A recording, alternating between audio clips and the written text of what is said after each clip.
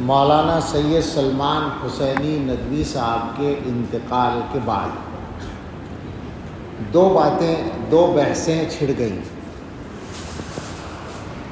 ایک بحث تو ان کے لیے دعائے مغفرت کرنے اور نہ کرنے کے بارے میں۔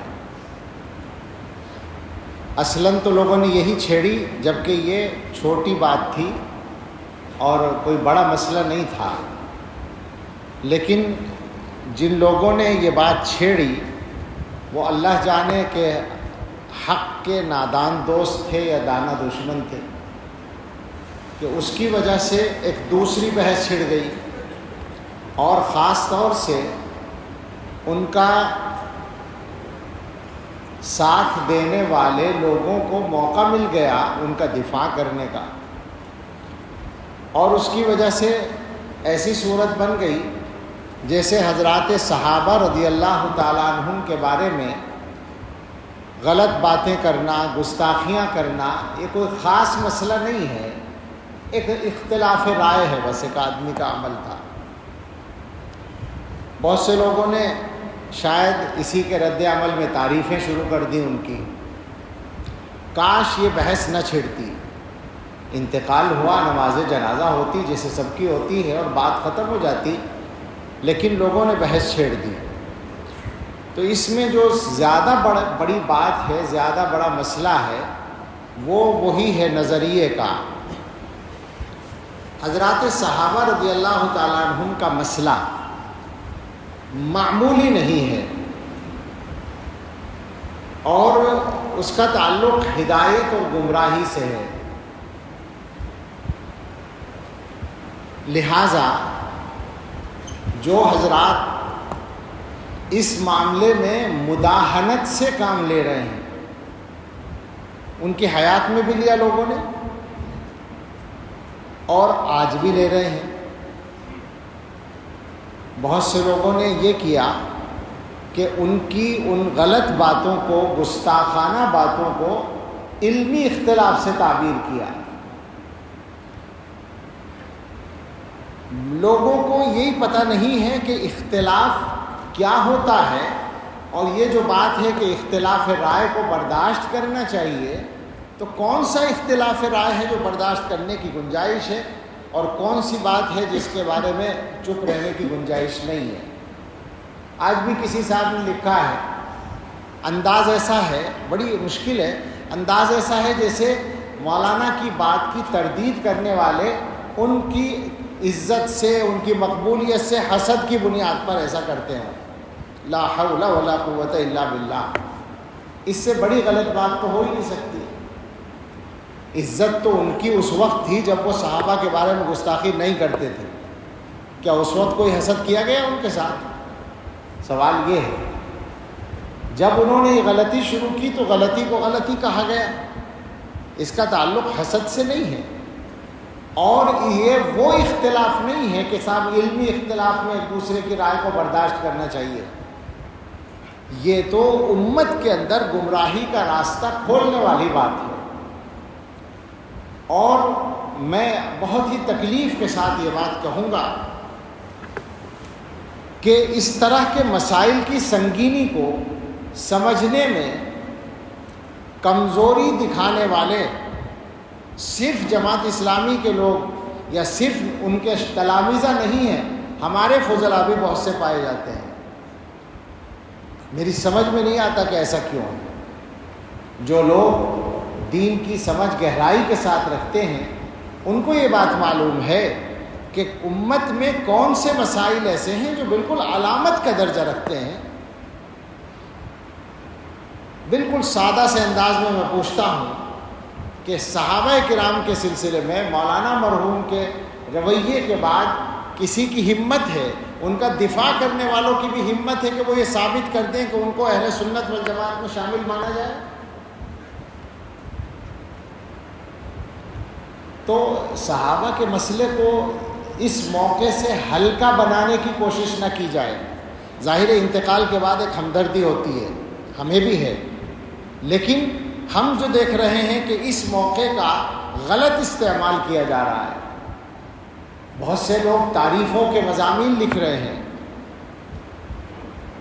تعریفیں کسی آدمی کی بے شک کی جا سکتی ہیں، ذاتی طور پر اس واقعے سے پہلے، صحابہ کی گستاخی سے پہلے ان کے کمالات کو مانا جاتا تھا۔ اللہ تعالیٰ نے ان کو بہت صلاحیتیں دی تھیں، جیسے بہت سے لوگوں کو دیتے ہیں ان کو بھی دی تھی، کچھ ممتاز صلاحیتیں تھیں۔ عربی زبان پر جو ان کی قدرت تھی وہ نہایت، خاص طور سے بولنے پر وہ نہایت شاندار تھی، اس کی مثال ملنا مشکل ہے ہمارے ملک میں، بے شک تھی۔ لیکن اس کا یہ مطلب نہیں ہوتا کہ کسی کے کمالات کی بنیاد پر اس کی ہر غلط بات کو بھی غلط نہ کہا جائے، صحیح مان لیا جائے، یہ نہیں ہو سکتا۔ تو تعریفیں اپنی جگہ تھیں، لیکن اس واقعے کے بعد تو بات کرتے ہوئے تکلف ہونا چاہیے تھا لوگوں کو۔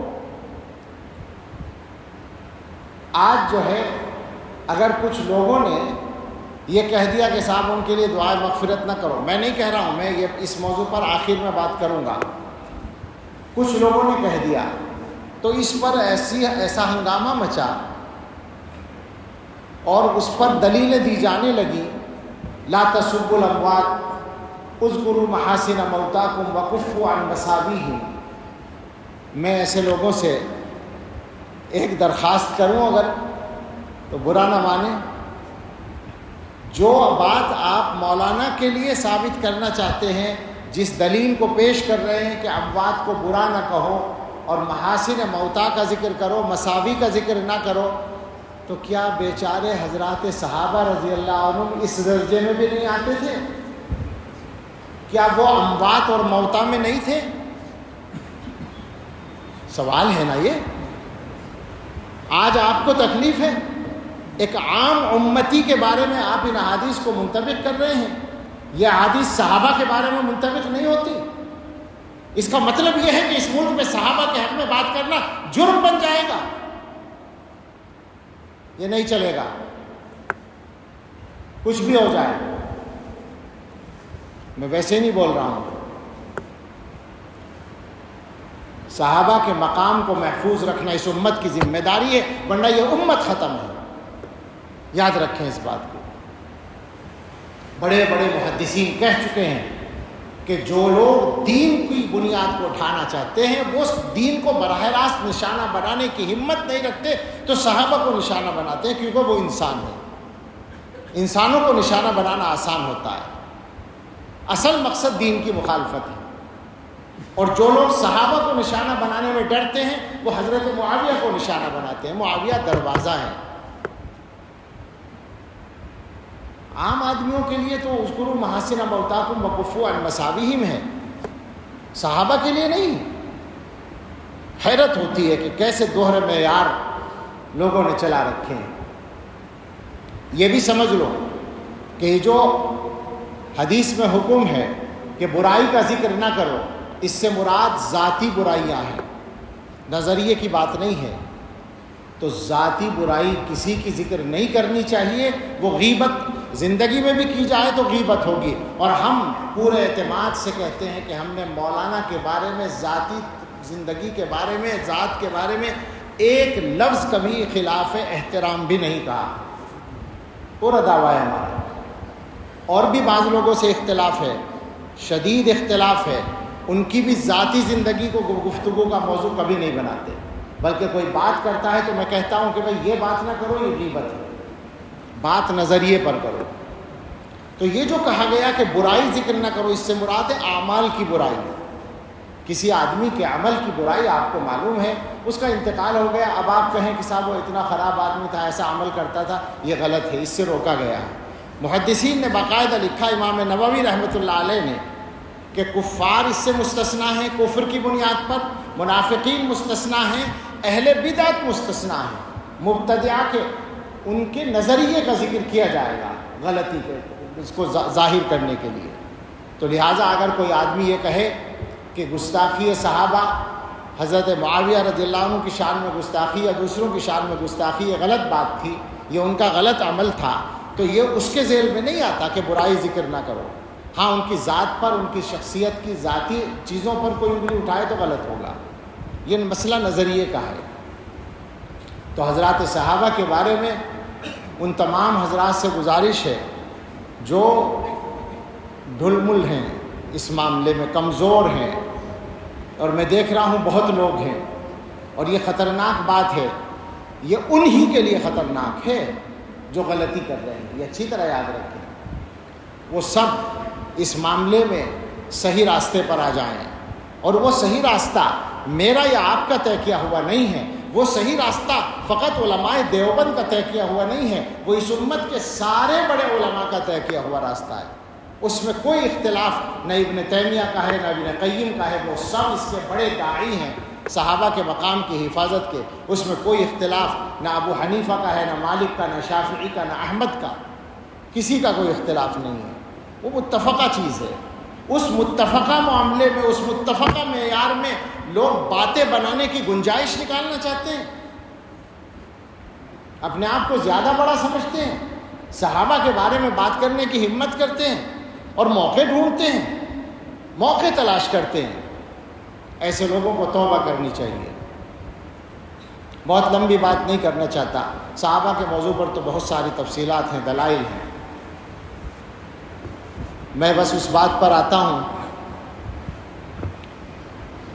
کہ ان کے لیے دعائے مغفرت کی جائے نہ کی جائے، تو بالکل صفائی سے بات ہے کہ ان کی تمام تر غلطیوں کے باوجود اور اہل سنت والجماعت کے نظریے سے انحراف کے باوجود اور گمراہانہ باتوں کے باوجود ان کی تکفیر نہیں کی گئی ہے۔ کسی دارالافتاء نے ان پر کفر کا فتویٰ نہیں لگایا، لہٰذا وہ کافر نہیں تھے۔ جب کافر نہیں تھے تو مسلمان تھے، اور جب مسلمان تھے تو مسلمان کے لیے دعائے مغفرت کی جا سکتی ہے۔ یہ بالکل اصولی بات ہے، اس میں ہمیں کوئی تعمل اور تکلف نہیں ہے۔ البتہ ایک بات ہمارے بعض بزرگوں نے کہی ہے کہ زندگی کے اخیر کے چند مہینوں میں وہ ان اختلافی مسائل پر بولنے میں احتیاط کر رہے تھے۔ اللہ کرے ایسا ہو کہ انہوں نے وفات سے پہلے ان چیزوں سے توبہ کر لی ہو۔ رجوع کا لفظ بولنا غلط ہے، توبہ کرنے کا مسئلہ ہے کہ توبہ کر لی ہو ان چیزوں سے، اللہ کرے ایسا ہو، تو ظاہر ہے ان کے حق میں بہت خیر ہوگا۔ مگر اس کے ساتھ یہ ضروری ہوگا کہ ان کے جو اخلاف ہیں، بے تکلف ان سے اپیل ہے، گزارش ہے، نہ یہ ہماری انا کا مسئلہ ہے یا نہ یہ ان کی انا کا مسئلہ ہے، ان کے اخلاف سے درخواست ہے کہ مولانا کی جو تحریرات اور تقریرات، جو تحریریں اور تقریریں، جو تصنیفات اس موضوع پر ہیں اور جو ان کے خطابات ریکارڈ ہیں، ان چیزوں کو آگے چلانے سے احتیاط کریں، ان کو بالکل روک دیں۔ اس کا ایک فائدہ تو یہ ہوگا کہ مولانا نے اگر اپنے معاملات کو ٹھیک کر لیا تھا تو آخرت میں ان کو بہت فائدہ اس کا مل جائے گا، اور ان کے حق میں ایک غلطی کا گناہ جاری رہنے سے وہ بچ جائیں گے۔ دوسرا فائدہ یہ ہوگا کہ خود اخلاف ان کے اس غلطی سے بچ جائیں گے۔ یہ بالکل ہم دردمندانہ اپیل کرتے ہیں کہ اس معاملے کو اب یہاں ختم کریں، اور مولانا سے جو غلطی ہوئی ہے اللہ ان کو معاف کریں، ہم دعا کرتے ہیں، اور اس کی معافی کے لیے سب سے معاون ہوگی یہ بات کہ ان غلطیوں کو آگے جاری نہ رکھا جائے۔ اللہ تعالی ہم سب کو صراط مستقیم پر استقامت عطا فرمائے، اور ہم سب کو حسن خاتمہ نصیب فرمائے۔ یہ مسئلہ سچی بات یہ ہے کہ لوگوں کے ایمان کا مسئلہ ہوتا ہے اور نظریے کا، بنیادی عقیدے کا مسئلہ ہوتا ہے، اس لیے مجبوراً اس پر گفتگو کی ہے۔ کسی کے انتقال پر اس طرح کی بات نہیں کی جاتی، لیکن چونکہ لوگوں نے بحث چھیڑی، اور میں نے شروع میں کہا کہ جن لوگوں نے یہ بحث چھیڑی پتہ نہیں وہ نادان دوست تھے یا دانا دشمن تھے، ایسی بحثیں ایسے موقعوں پر چھیڑنی نہیں چاہیے، جس کی وجہ سے لوگوں کو غلط باتوں کے پھیلانے کا بھی موقع مل جاتا ہے۔ اللہ تعالی ہم سب کو صحیح توفیق عطا فرمائے، آمین، وآخر دعوانا ان الحمد